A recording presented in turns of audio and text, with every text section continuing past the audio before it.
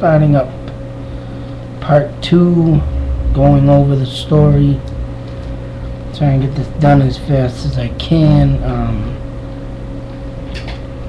Like I said, more will be coming up, and the next sections and parts will all be at places of interest, and going over the details of what happened that night, or what could have happened that night. And remember, all this has got to do with my thoughts, my theories. There's only one suspect in the story to me, that is Clarence Dean. Now this case being a runaway case, and I'm not saying, I'm starting to get some stuff happening again, weird stuff. I can't go over with it right now, but I'll tell you, there's something popped up on an email from my YouTube, and sure, I don't know, maybe Taj did run away. You never know. You can't tell, because I know I tried running away when I was a kid at 6 years old, and I know I had a place to go when I tried running away, and I tried running away a few times. I mean, that's another thing that brings me close to this story, because me and Taj have something in common. We both came from broken homes, and we both tried to run away from it. But me, when I was like 6 years old when I first tried running away. 6 years old. So I was sick of my mother's crap. I mean, yes, I did get hit for stuff that I did wrong, but there was other stuff that I did not do wrong, and I still got hit for. So just, going over the stuff in my life, I've been doing a lot of that lately, and thinking of this story, and man, it just, it all comes together. And I think if I was around more this time, and if I would have had more than just a brief encounter with him, Taj Narbonne, I think I would have been more of a best friend, like I keep saying. I would have been a friend that probably would still known him. I know I would have took him in from all this craziness, chaos, sick, demented maze he's got to go through in life. And going over this story and seeing that, running away, like I was saying, maybe he did run away, maybe he did find someone, but like I was trying to say, me, when I ran away, tried to run away, I was at the end of my driveway. I packed a bag, one of them hiking bags, full of my clothes. I made sure I took all my clothes and one favorite toy of mine, and I was on my way. But he did not take nothing but one set of clothes. A set of clothes. No jacket. It was cold out. He was sick. And I know when I was this age, I was 8 years old when this happened, like I said. 8 years old, and I know when I was sick at that age, I didn't want to leave no house. I don't even be in no mood to friggin' run away. I want to lay my butt in bed and watch TV, and forget about even getting up, going and do something. Let alone, but who knows, maybe he could have, but it's just questions after questions. They need to be answered, but who knows if they ever will. That's why I'm doing this story, because like I said, as soon as I opened this up and read it, and as soon as I went through it, it was like blasts from the past, and still trying to pin a year. I've been going over this in my head, a year. Because I did get this paper article like in March, April, but going over the story, like I said, to the grandparents. What's funny to me, and what makes everything look just strange and eerie, is Taj's mother. It said in the story that she wanted to leave Clarence Dean, and she was going to do it after she had a baby. Obviously, she had a baby coming from Clarence Dean. I don't say it in the story, but you got to put your thoughts and minds and theories into the case itself. If you wanted something to get solved, you got to put your mind to it, and you got to think every scenario that there is to go over. And one of them is Annette Long, Taj's mother.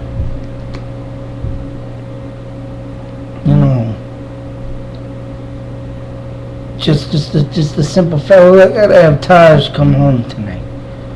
And the funny thing is too, she wanted him to come home, but when he came home and Annette said for Taj to come home, obviously she talked to him on the phone, she said in the story, Clarence Dean ain't gonna be home till late from work. Alright, if she's worried about him being home late from work and telling him not to worry about it coming home, I mean, why, and Taj is terrified. That's the word they use, terrified. Terrified. Just don't make sense. Why would she make him come home and assure him that he'd be alright, just go to bed, and that's it? But Clarence Dean wanted to make amends with the boy all of a sudden. I could say honestly, I could see a half a year when they first got married, Annette and this Clarence. A half a year.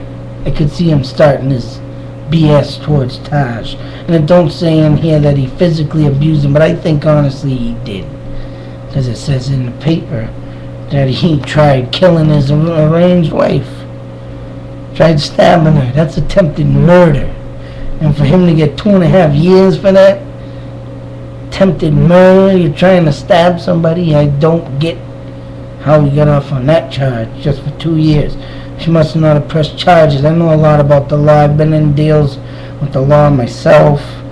And I'm not no innocent soul. I did try doing things in my years. I was an alcoholic. I'm recovered 17 years, but the things you do, it's crazy. And to say she's gonna leave him, but yet assure him that to come home, it'll be alright. Why didn't she just let him stay out until she left him and had the baby? Why didn't she, why couldn't they let him stay out? Why couldn't they let Taj go to the grandparents until she knew she was gone out of the house? Or stay with friends? But no, she can't tell him to come home. And you know what, I think honestly, Annette, and they say a picture says 1,000 words, and Clarence Dean's picture that I see, I want to try and get it up here. I don't know if it will come in good because I taped it because I want to save this, but there it is. Alright, you get that picture. I'll try and get it as good as I can, but Mr. Clarence Dean, to me, looking at that picture, they say a picture says 1,000 words. You know what I see in that picture? I see a smooth talking womanizer, manipulator. Hey baby, let's have a beer. What he says that night. We just want you to have a beer with me. Smooth talker, a manipulator, a womanizer. That's what I see in that picture. And going over it, looking at it, it's like, yeah, what was he really doing and saying that night to Annette or the days before, if Taj was gone and hiding over his grandparents? What was he saying to her? And if they were having babies, what was he really saying to her? I think that he, and it says in the story, was jealous of Taj's relationship with his mother, and they had babies coming. They had to have been his. And some women, and I know a couple of them right now, that stay in abusive relationship. One supposedly just left it, but gets beat up, argues all the time in the front of the 1-2-year-old that they have, calling names, doing all the violent things in front of the kid. She finally left, but she's left before and went back, and then there's another one this one cheats on her, and then there's another one, 2 kids together, the guy cheats on her. The guy got caught cheating on her from the kid's mother, walks right in. But And the guy slaps her around, and she just stays with him, stays with him, stays with him. And they all stay with him, listen, and listen. And in this story, I see the same thing. Just a long time ago. You know, back then there wasn't no DSS. There was nothing. You could roam the streets. I roamed the streets at 5 years old, going to the candy store. I was stealing candy. I was doing my thing because parents always working. Parents never around. My brothers were at the age where they started their partying and drugging and going out to parties, leaving me home. So I'm here defending for myself, freaking out in ways, but like something kept me, I don't know what it was, but something kept me just thinking, well, you know, stay focused, do this, something that guided me through life. I don't know what it was, but seeing this, like I say, this case alone, just so much resemblance in it towards me. But the only thing I said before is the difference is Taj does not look like a fighter, and he would not fight back. And he just didn't know how going about, staying here at places, but he was, you know, like I said, he's a humble, peaceful kid, and he respected his mother, he respected his grandparents, and he went home. That's how I know that he's a soft-spoken kid, because he went home. He didn't tell his mother, no, I don't want to go home, I can't go here, I can't do this, why can't you just leave me here until you say you're gonna leave, like you're gonna leave and leave me here. But no, he respects his mother. That's how you know the bond together was. He respected his mother, and he went home. And of course that night going home 31 years later, and going over the runaway letter. At that, the runaway letter. Now this to me, if just like I just said, humble, peaceful kid, but why would he read out this, write out this letter, this little note, so cold-hearted, when he respected his mother and went home when she said, and he respected his grandmother and grandfather, and they told him he had to go home, but he wrote this cold-hearted note, I'm going away because I don't want to live here anymore. I don't have to listen to anybody anymore. For a soft-spoken kid that you can see in his picture, and the bond that his mother said he had with him, and he went home that night because his grandparents said to, his mother said to, he listened, he did not disobey. Why would he write a cold-hearted letter like that? Note. I'm going away because I don't want to live here anymore. I don't have to listen to anybody anymore. You know what? That right there, right? It says, apparently that note laid the path for the investigation. Of course it is, because that was a cold-hearted letter from a source, and I can say it just by looking at his picture. In a brief encounter, soft-spoken, intelligent, you know, he just a humble kid. That's the only one more humble that you can say about him.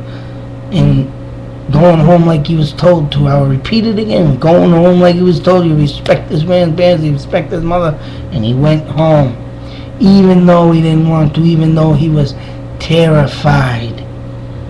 So, you know, and then going over, and then it just, like I said, seems funny too. Why would Annette get up and, you know, get spooked? They went to bed around midnight for reasons unknown. And she woke at 1:30 alone in bed. So midnight, 1:30, there's the hour and a half time frame. They went to bed unknown to her. She don't remember. She don't remember. You know, alone in bed. She woke up at 1:30. She goes out into the hallway checking everything. Boom, Dean jumps out of nowhere, scares and knocks beers, bottles or cans or whatever all over the floor. What does she tell him? Oh, you better go check on Taj and see if he's alright and see that he ain't spooked on what has happened.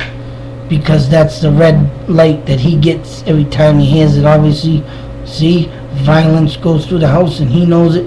And if she says that and he's running, and then, you know, what really gets me is why didn't she go?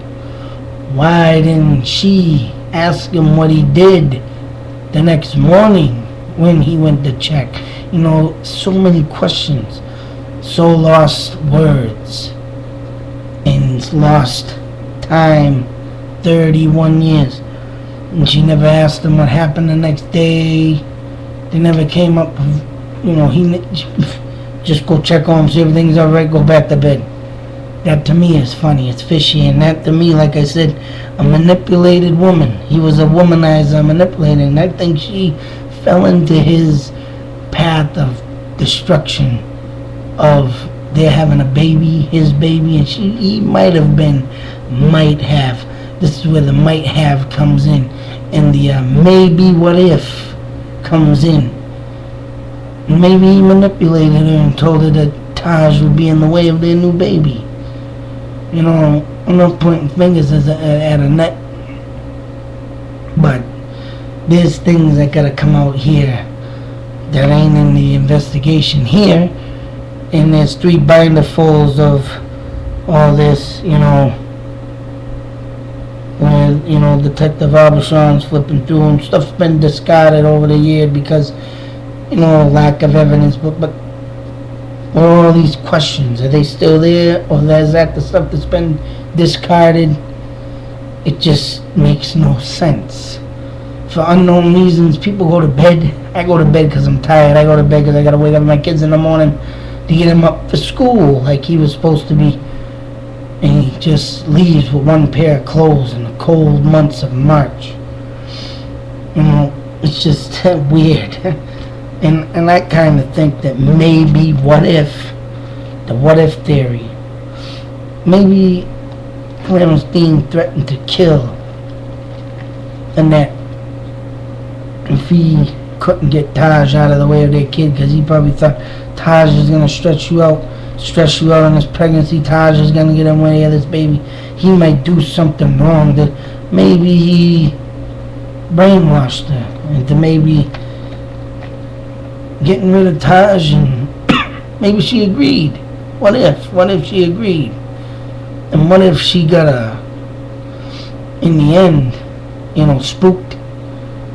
Maybe she got spooked and couldn't live with herself that he did something.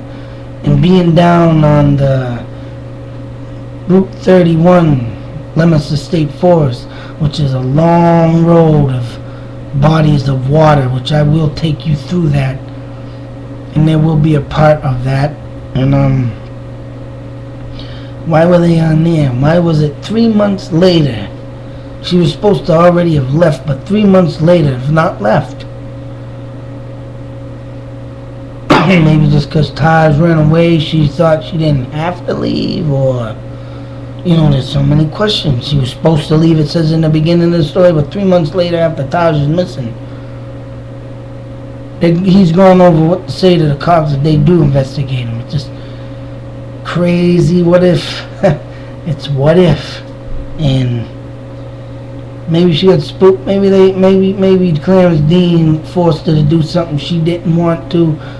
Maybe they threw him in. What if they threw him in the body of water on Leominster State Forest, and they went back there because they were starting to get the heat on him, and she just started to get spooked, and the conscience of guilt came back to haunt her, and she wanted to take care of the body the right way. She wanted to get out of it, maybe do something, and Clarence Dean got mad and tried to stab her because she was maybe going to tell the truth.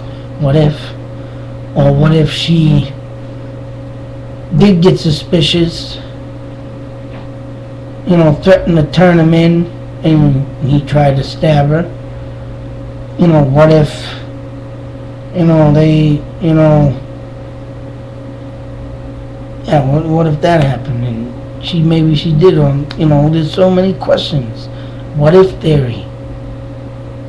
And then there could be more to this about, even though an hour and a half, he could have even maybe chopped up the body, put it in rubbish day. Maybe it was a night of rubbish, put the rubbish out, truck comes tomorrow morning, off to the limits to dump. Which I'll be bringing you there too, just to just to show you, the what if theory. My thoughts, my theories. I'm not blaming Annette for nothing, but what if she was manipulated, she was brainwashed, she was just threatened of her life and wouldn't know how to deal with the torture he would bring forth on her. Or maybe she just has a mental block in her brain or something, and it says in the end, it just says it there, it just all seems funny to me too, because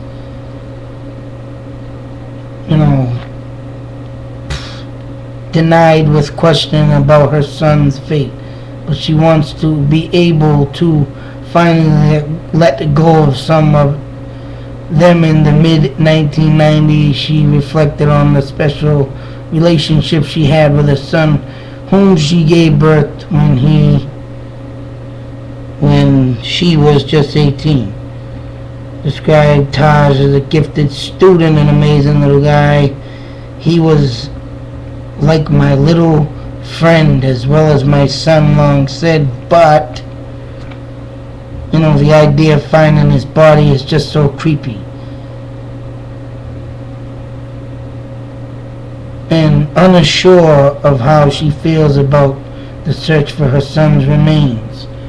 That means Detective Abashan contacted her and let him know what he was doing. And just the thoughts of that alone, her not wanting to do nothing, her coming out with cover-ups, the stories of we don't know what happened, what was unknown reasons why we went to bed. It's just sometimes, what if this happened? What if she was involved? I mean, what if? But she got cold feet in the end and didn't want to go through it. It's just bad. It's terrible what this kid had to go through. All I can see and visualize in my head, though, is that man covering a pillow so no one would hear him scream on his face.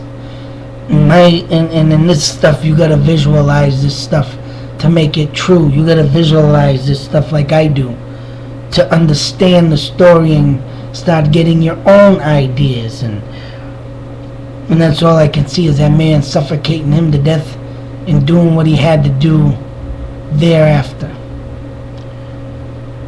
And that's why I say I wish and I hope that I get this Detective Abashan some help, volunteer work. I mean, even if they don't find the body where he thinks he is and where I think he is, at least we tried. But if we do find a body and we do find something, that is one less missing kid that can be laid to rest in the proper burial, not a damn shallow grave that this dean buried him in because of his jealousy. And that's disgusting. That's sick, man. Who gets jealous over a kid's relationship with their mother? Especially, if I was to break up with my wife today, and if I was to get into another relationship, you know what I would do? I would tell the woman, these are my kids. And if she had kids, them are your kids. You have a man. It all depends. If he was a child molester, then it would be different. But I would tell her, these are my kids, them are your kids. We do not discipline either or kids, I would tell her straight out. I don't need you disciplining mine. We're here together for ourselves, our relationship. This is what I would tell her, and not the kids that, because it's rough. You get into a new relationship with someone with kids, the kids are gonna get twisted. And that happened to me. That happened to Taj. They get twisted, especially if you got some dumb idiot. And I'm putting a new definition in the dictionary and hoping it will go in too. But the word retard, I'm declining that to be used for special handicap need people. Retard to me is someone that knows better in life but continues to do the wrong thing. Alright? That means druggies, alcoholics. They know better to drink, they know better to do drugs, and they know better to go steal money and all this crazy stuff or whatnot. Or the kids know better to get in trouble at school or this and that, but they're retarded and they want to do it anyways. Definitionize that word and make it right. Not for the special needs, mentally handicapped. Retard is for, right, people who know better, but they do the wrong thing anyways. And this retard Clarence Dean knew better, but was jealous and sick in the mind, and I don't want to go there. If I could have if I could visit this guy, I'd tell you, I'd give him a piece of my mind. And that wouldn't be yelling and screaming in his face either. I'd show him a twisted mind. I would go beneath his skin and make it crawl underneath. I could probably do it too. I know it. I'm not innocent. I got some of my own sick thoughts. But it's people like Clarence Dean that make me the way I am. It's not me gonna be some sick psychopath, rapist, murderer, child molester. It's me against them people that put me in rage. And they just think they're so badass. You go in with a gun, a rope, a knife, you attack somebody, you're the biggest wuss in the world. You don't come up with your fist but a weapon, you're a pussy. That's it. And that's what this man did. Full forced himself with a knife to the kid's mother, or whatever he did in the bedroom that night. It's just scary thoughts. But I don't know, man. It's just, I'm hoping to get something out of this. I mean, the next parts are all gonna be, we're going to the house. We're going down the road from the house to where Detective Arbachon thinks he is. We're going to the Leominster State Forest area. We're going to the Leominster Dump area. And then at the end of it all, we're going to the area that I think Taj is. And from there, let's see what happens. But until then, I'm hoping I got everything out that I wanted, you know what I mean? Like I said, I want to take my time, that's why it takes long, and get this done right. So once again, if you help me, thank you. If not, thanks anyways. Until then, this is Archie of Horror Stories, Poems, and Lyrics. And this is something new I'm doing. Hoping to do more stuff like this maybe. But I'm spreading a wide variety of my talent, which I hope someone picks up on, or I don't know, but this is a personal thing, and I'm hoping to find, Taj Narbonne. Once again, I will show you his picture. There he is. Unsolved mystery. And thank you for your time on this one, and I will see you on part 3. And that will be 15 Naples Street. The last place Taj Narbonne lived and was seen. Thank you. Good night.